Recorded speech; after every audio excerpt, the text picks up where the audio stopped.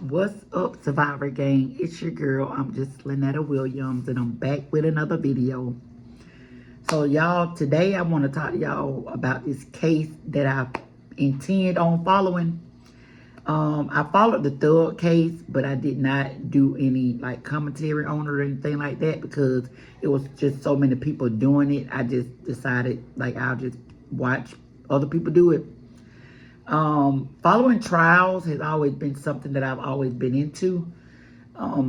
There was this one particular trial that really just caught my attention way back. I want to say in like 2000 and maybe 4 or 5.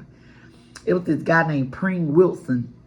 And if y'all have, like, if anybody know this trial, y'all know what it was about. But that trial just caught my attention. It was really about this college guy who had, it's been so long ago, I can't remember just like the details of it, but I think he had unalived his homeboy or his friend or something like that. Like it was a night out on the town, or I think he beat him up real bad or something like that. And I can't remember the outcome of it. I can't even remember if he did any time. I need to follow up on that trial and see what happened with it. But it started back then, and ever since then I've just been intrigued with trials. I followed the little boy that with the Skittles and the tea. My mind is blank, y'all. I cannot think of these people's names. Trayvon Martin. Trayvon Martin trial like to ran me crazy, y'all. Like it literally, like I ate, slept, and all day long. That's all I watched was that Trayvon Martin stuff. Okay, Trayvon Martin, Mike Brown, who else was it? Kanika Jenkins, George Floyd. There's somebody I'm missing. It's just so it's just so many trials. I didn't watch the R. Kelly trial. I watched the Melly trial. I got caught up on him. I'm just fully not caught up how I need to be. Because his trial is getting ready to come up this year again. So I need to get caught all the way up on his trial. I caught Thug trial like the first week it started. So I had to go back and watch a couple of days. But I watched every day of his trial until the end. So watching trials is just something I've always loved to do. I've never really just, like I said, did commentary on them. Because I never just really thought about it. But I see this as a thing now. So I want to bring y'all this case right here, though, for many reasons. It's kind of close to me because for the ones that don't know, I was thinking about taking my channel in another direction of being like a spiritual channel. Now, if this spiritual stuff ain't for you, then, just let it go over your head. And people can attest to this, like my family can, and people that I know that I have helped. Like I have visions and they come true. And then whether it's a warning or something that just needs to be said, I put it out there. And so that's mainly what my TikTok channel was about.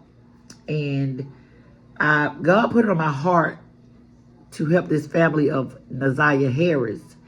Now, Naziah was a little 13-year-old girl from Detroit, Michigan. Now, if you heard of this case, you know it's crazy. The guy that unalived her, his preliminary hearing happened on July the 9th. On January the 9th, which was exactly a year from the date that she went missing last year. So she went missing on January 9th of 2024. His hearing just now happening a year later. Now, if you watched the hearing, you saw the Jarvis Butts is his name. Is the guy that is accused of this. His sister was the one that turned him in because she saw Naziah in his truck the day that she went missing. But she didn't know it was Naziah until later. And she told, the police, I think I saw this little girl in my brother's truck at his shop. So when the sister asked when the sister asked the brother who the little girl was, he said it was his partner's niece. But he had to go about a couple of hours away to fix on his son's aunt car a few months after that, and he told her that it was his niece. So he told the sister that Naziah was King is the business partner. They had a shop together. So Jarvis told his sister that Naziah was King's niece, but he told his son's aunt that Naziah was his niece, because he didn't really know, the son aunt like that. He was just a mechanic that they had called on him to fix her mom's car. I'm trying to make it as plain as possible. But anyway, so many people failed this little girl. That's what I really want to get on here and talk about. And they know that this guy, Jarvis Butts, was a known predator. I hope y'all can still hear me. He was a known predator. He was known for messing with little kids, little girls in the neighborhood. And I want y'all to go back and watch this trial, those few days of preliminary hearing for yourself, because some of the stuff that was on those text messages is just, it blow my mind. And this is a 13-year-old girl, you got to keep in mind. But if you hear those text messages, you would think this is a grown woman that he talking to. It was alleged that the aunt who Naziah was living with, which is Jarvis's girlfriend, it was alleged that she knew what was going on. Naziah had told her, but nobody never did nothing about it. And so nobody did nothing about it, and now she's deceased. The conversations that this girl was having with this grown man at the time, he's 42 now, so he had to be, 41, 40, because it was happening, like they said, all the way back from 2022.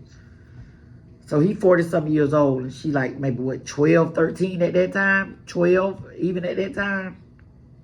But the conversation that was having with this man, y'all, was just really blowing my mind. And then he's sitting in the courtroom with his head down, so coward, won't even look at the, oh my God, what is going on with these notifications? Won't even look at the camera. But y'all, we got to start listening to our children when they tell us stuff. And protect them. It's our job to protect our kids. If we don't protect them, who will? And now it's too late for Naziah. And she was looking for love because her mom, I think she, I don't know. I got to get the full details on the mom, because I don't know if she just wasn't in her life or she was like on some kind of drugs or something. But if y'all know, if y'all been following this case, let me know, because I'll never, I'm always open to any information. I don't never think I know it all. So, but I know she was living with the aunt and the grandmother. Or, at one point in time, she was living with the grandmother, and then she was living with the aunt. And she was just really a child out there just lost, looking for love in all the wrong places. And in the end, it resulted in her being deceased by somebody she trusted, somebody she loved. She had him listed as Bay in her cell phone. A 40-something-year-old man, this is Bay to a 12-year-old. That's sickening within his part. But the thing about it is, they were saying he was messing with his own kids. So somebody's nieces, they're not off limits, and you messing with your own children. I just don't understand. There's some sick people out there in that world, y'all, and we got to protect our children. When they tell us stuff, we got to listen and we got to believe it. But I want y'all to go and look up Jarvis Butts. It's Michigan versus Jarvis Butts, the Naziah Harris case. It ain't but like 3 or 4 days, because it was just a preliminary hearing. But the judge did find enough circumstantial evidence because her body has not been found. All they got is just circumstantial evidence, but it leads to him.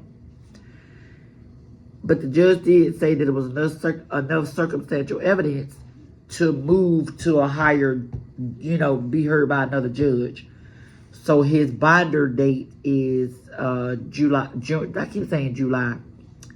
the 16th. So we're going to watch that day. I got to get me another device and stuff and get StreamYard so we can start streaming this stuff. But it's a case I think everybody should at least consider watching, because the system and the families failed that little girl so bad. And now it's too late. And when I say pay attention to your kids, a story always comes to my mind. When me and a guy that I was dating, we were in the kitchen, cooking, I think, or doing something in the kitchen. And my son was probably about 2 or 3 years old at the time. And he had to be closer to 2 because he couldn't just talk real good.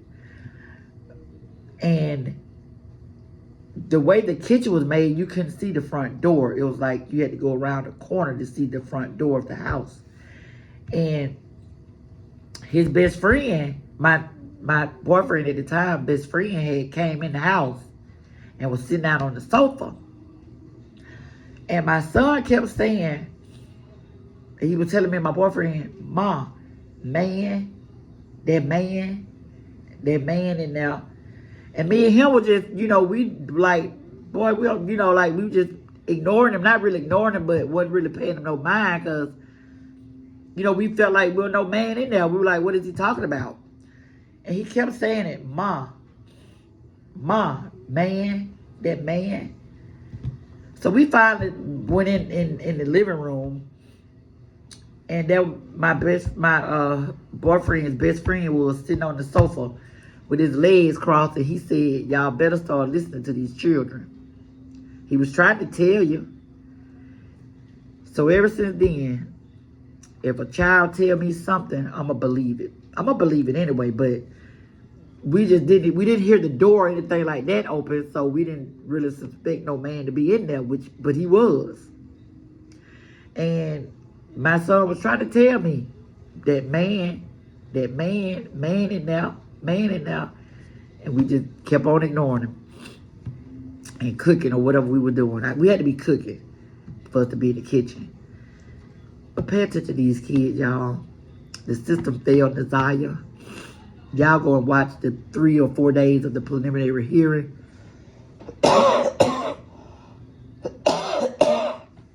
And on the 16th of January, we're going to see how that court date go, and we'll get back on here and talk about it.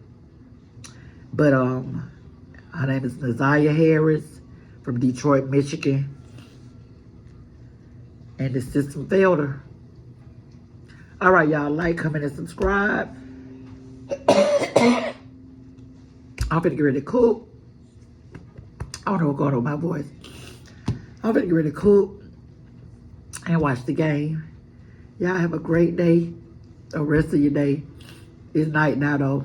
Have a blessed night. Bye, y'all.